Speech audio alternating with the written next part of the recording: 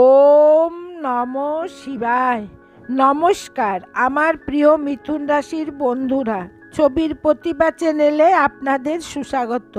বন্ধুরা, পুরা সময় লাগিয়ে দিলেন নিজের সময় বানানোর নিয়ে, আর এই যে সময় হচ্ছে তা 2024-এর অন্তে আপনাদের সাথ হচ্ছে।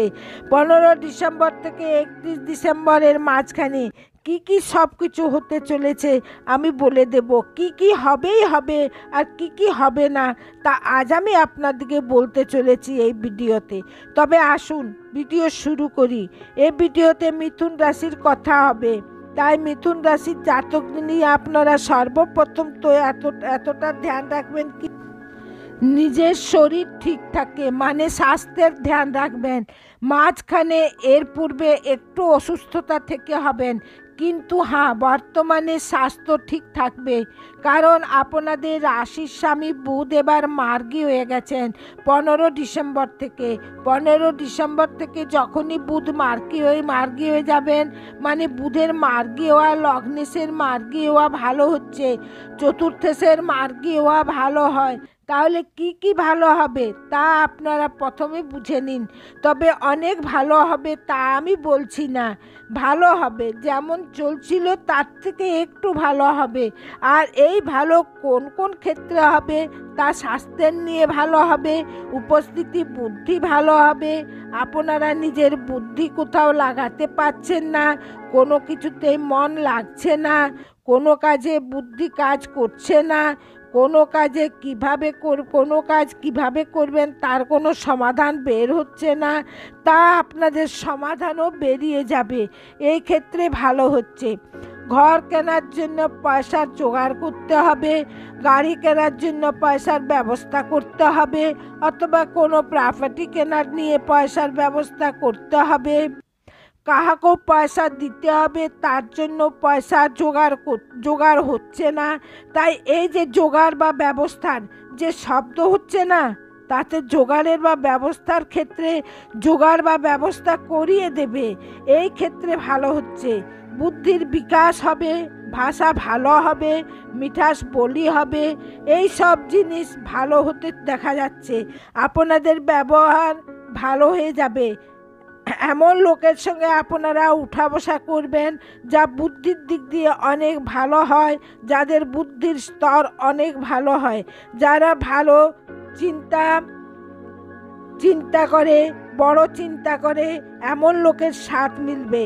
আর স্বয়ংও চিন্তা করতে অথবা ভাবতে শুরু করে দিবেন, এও এক ভালো হবে। কবে থেকে হবে? 15 ডিসেম্বর থেকেই হবে। এক নম্বর। দ্বিতীয় কথা এই হচ্ছে কি, আপনাদের যে সূর্য হন তিনি এসে যাবেন সপ্তম ভাবে। বৈবাহিক জীবনে যে একটু মতভেদ ঝগড়া হচ্ছে, তাতে সাবধানী রাখতে হবে। বৈবাহিক জীবনে ডিস্টার্ব আসতে পারে, কারণ সূর্য যে হন তিনি ঊর্জা হন, তার তেজ হন। সূর্যের মধ্যে যত আগুন আছে তা পুরা ব্রহ্মাণ্ডের মধ্যে কোথাও নাই। তিনি আসছেন আপনাদের বৈবাহিক জীবনের ভাবে।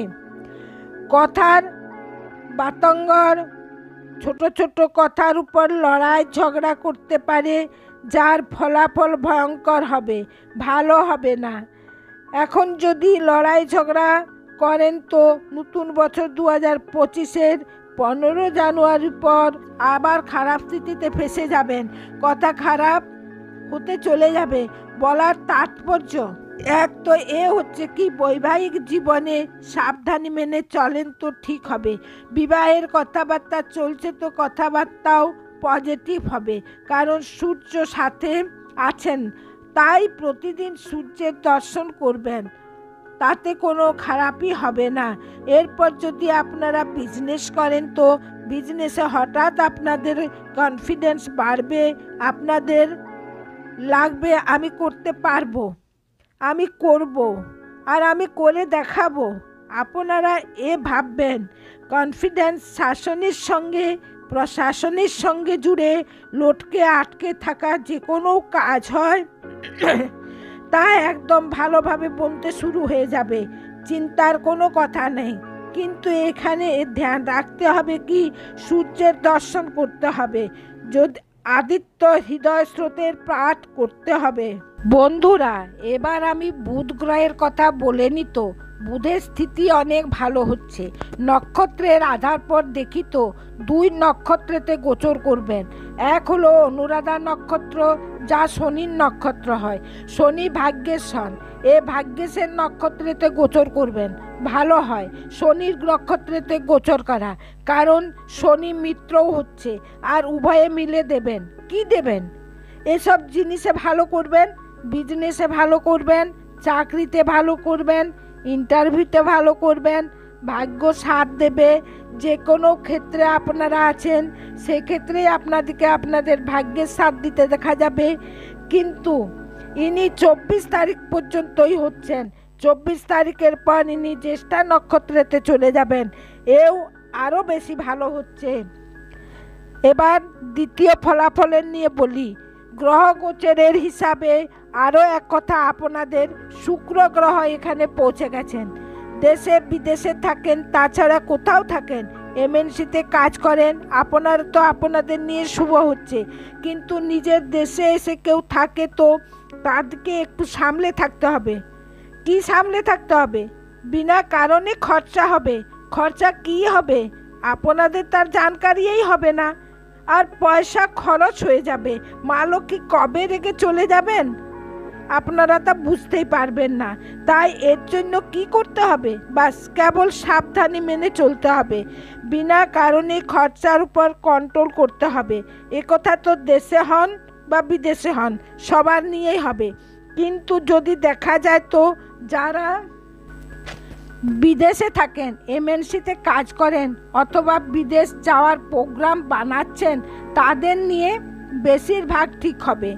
21% এদের নিয়ে তো 20% স্বদেশে যারা থাকেন তাদের জন্য।